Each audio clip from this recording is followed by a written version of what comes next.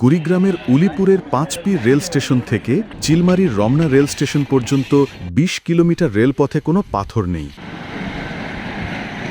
অর্ধ পচা কাঠের স্লিপার দেবে আছে মাটির নিচে। কোথাও কোথাও স্লিপারের নিচের মাটি সরে গেছে, কোথাও বা রেল লাইনের মধ্যবর্তী স্থানে ঘাস গজিয়েছে। এমন রেলপথে বাইসাইকেলের চেয়েও কম গতিতে চলাচল করছে রমনা লোকাল ট্রেন।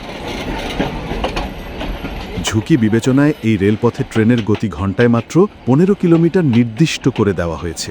দেশে সবচেয়ে ধীর গতিতে চলাচল করা ট্রেন এটাই। উলিপুরের ৫ থেকে চিলমারির রমনা রুটে ২০ কিলোমিটার পথ অতিক্রম করতে লাগে ১ ঘণ্টার বেশি, অথচ ঘণ্টায় ১৫ কিলোমিটারের বেশি পথ বাইসাইকেল চালিয়ে যাওয়া যায়।